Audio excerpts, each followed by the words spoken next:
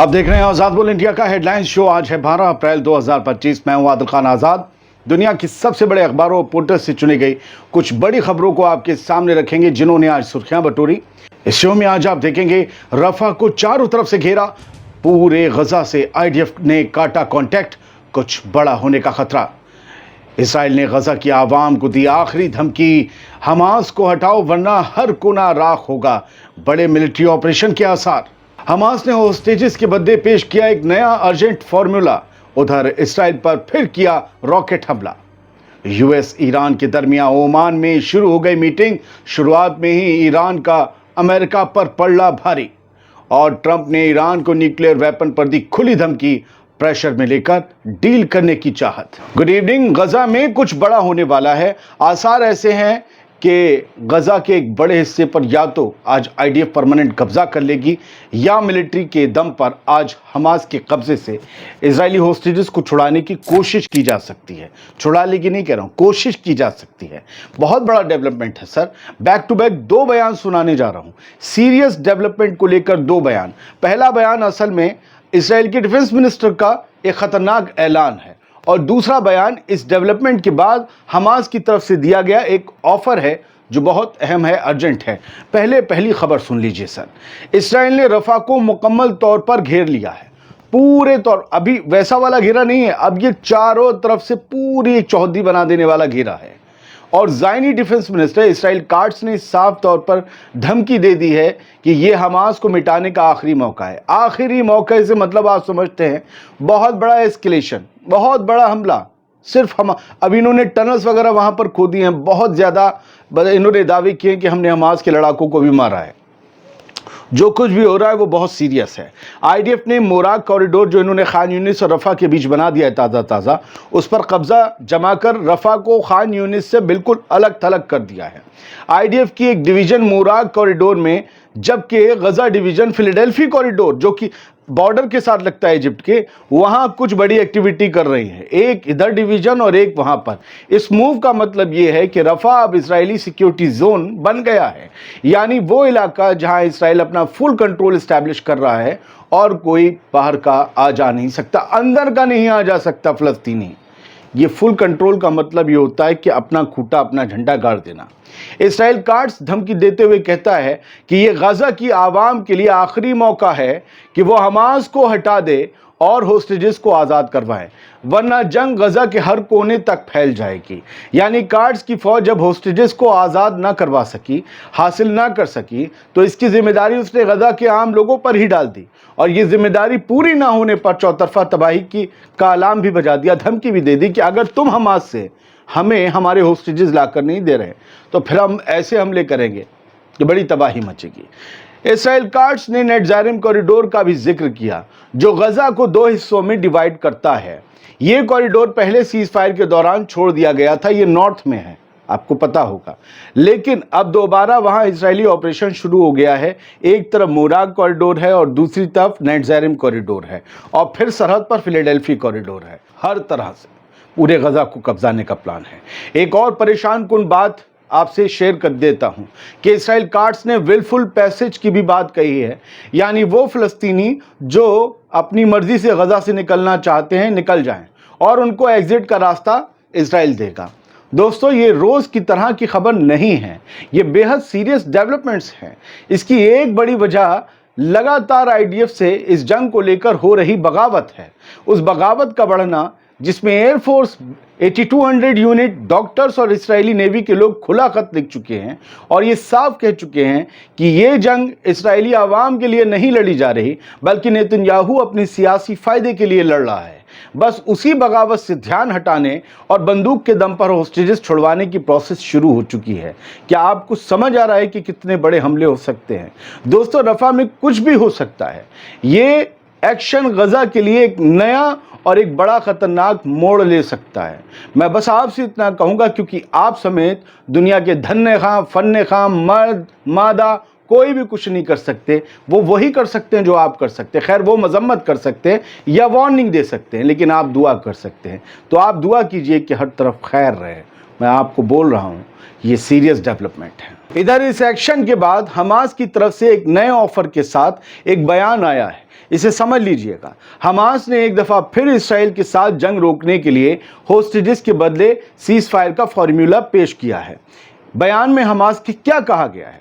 ताज़ा बयान में ये कहा गया कि इसराइल के अंदर जंग खत्म करने और प्रिजनर्स को छोड़ने की आवाज़ों का बढ़ना ये साबित करता है कि नेतन्याहू ही इस जंग को लंबा चलाने का जिम्मेदार है, और उसकी वजह से ही न सिर्फ हमारे लोग, हमास कहता है, न सिर्फ हमारे लोग बल्कि उनके अपने होस्टेजेस भी तकलीफ में हैं। हमास ने कहा कि गजा के बच्चों का खून और इस्राएली होस्टेज दोनों नेतन्याहू की कुर्सी पर बने रहने की चाहत और मुकदमों से बचने की ख्वाहिश का नतीजा है। हमास ने आखिर में कहा, इक्वेशन सिंपल है, सीज फायर के बदले होस्टेजेस का एक्सचेंज, मतलब होस्टेजेस लो, सीज फायर करो, बल्कि सीज फायर करो और होस्टेज ले लो। पूरी दुनिया इसको मानती है। हमास कहता है कि पूरी दुनिया इसको मानती है, सिर्फ नेतन्याहू नहीं मानता।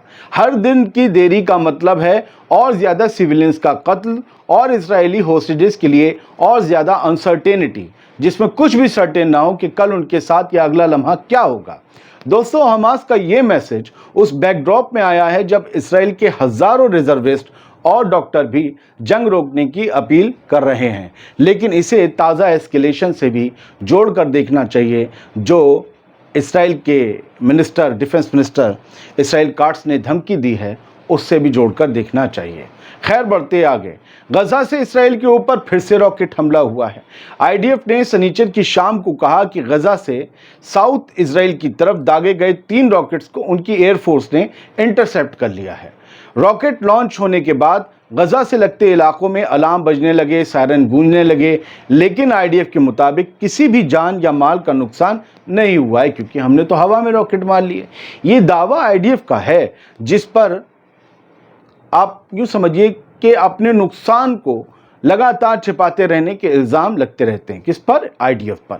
ये डेवलपमेंट उस वक्त आया है जब गजा में जंग और पॉलिटिकल टेंशन्स दोनों अपने पीक पर हैं और हर छोटी से छोटी एक्टिविटी भी एरिया में हलचल मचा रही है। अब आते हैं जी आज की दूसरी सबसे बड़ी और अहम खबर। ये सबसे बड़ी अहम खबर तब बन जाएगी जब इस मीटिंग से निकलकर कुछ सामने आएगा।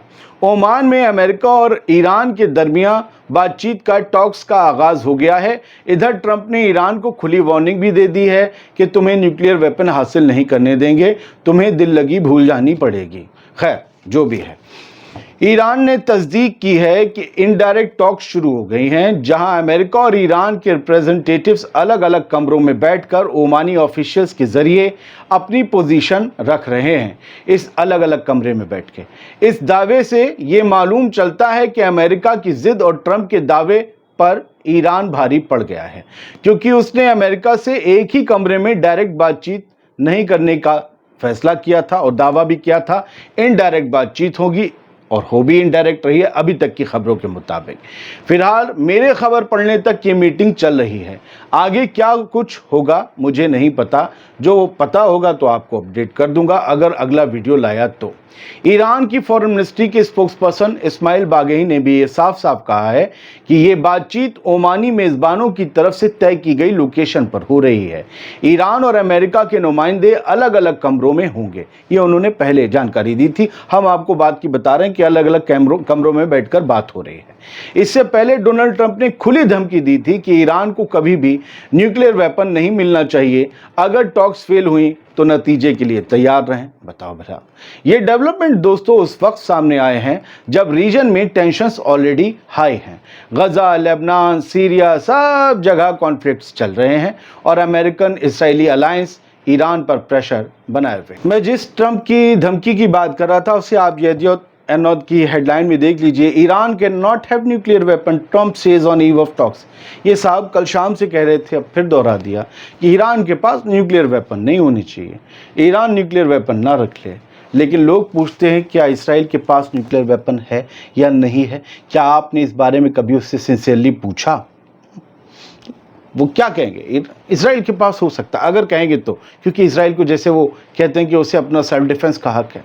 खैर छोड़िए, ओमानी सोर्स ने ये बताया है, कहा जा रहा है कि यूएस और ईरान के बीच जो टॉक्स चल रही हैं ओमान में, उसका जो मेन मुद्दे हैं वो रीजन है, जो रीजन में इस वक्त उथल पुथल है। प्रिजनर स्वैप्स है, कैदियों की अदला बदली है और न्यूक्लियर डील का मुद्दा सबसे बड़ा तो है ही है। प्रेस टीवी की एक हेडलाइन कहती है कि अमेरिका ने फिर से यमन में जो है कई यमन की कैपिटल पर कई स्ट्राइक्स की हैं और दूसरे सूबों में भी की हैं, जिससे भारी तबाही हुई है। हालांकि इसमें किसी के शहीद होने की खबर नहीं है, किसी आम इंसान के मारे जाने की, शहीद होने की खबर इसमें नहीं दी गई है, लेकिन कई इलाकों में ये एयर स्ट्राइक्स हुए हैं।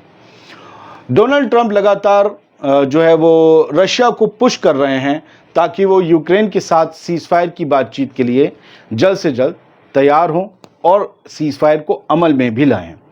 लेकिन डोनाल्ड ट्रंप ये भूल रहे हैं कि शी जिनपिंग और व्लादिमीर पुतिन ज़रा दूसरी मिट्टी के लोग हैं और दूसरे मुल्क के सदर भी हैं। वो ऐसे मुल्क हैं जो अपने आप में एक सेल्फ क्लेम्ड सुपर पावर्स तो ऑलरेडी है ही हैं।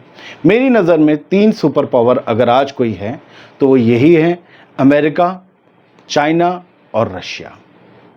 अब नंबर 1, नंबर 2, नंबर 3 की पोजीशन ऊपर नीचे होती है तो होती है। खैर, गज़ा की कुछ और ख़बरें हैं। मैंने एक वीडियो देखा जिसकी मैं आपको सिर्फ स्क्रीनशॉट दिखा रहा हूँ। ये बांग्लादेश का मंज़र है जहाँ पर ट्रेन पर चढ़े हज़ारों लोग, मैं इनके कभी वो नहीं करता कि ट्रेन से गिर जाएं तो पता नहीं क्या हो जाए, तो मैं कहता हूँ ऐसा स्टंट नहीं करना चाहिए। बस मैं आपको बस स्क्रीनशॉट दिखा रहा हूँ। ये ट्रेन है बांग्लादेश की, इसके ऊपर हज़ारों हज़ार लोग चढ़े हुए थे, अंदर भी हज़ारों लोग भरे हुए थे। इन सब के हाथ में फ़लस्तीन के झंडे थे। फ़लस्तीन की हिमायत में इन लोगों ने बांग्लादेश की दारुल हुकूमत ढाका में एक बड़ा जुलूस निकाला और इन सब ने जंग के ख़िलाफ़ अपनी आवाज़ बुलंद की।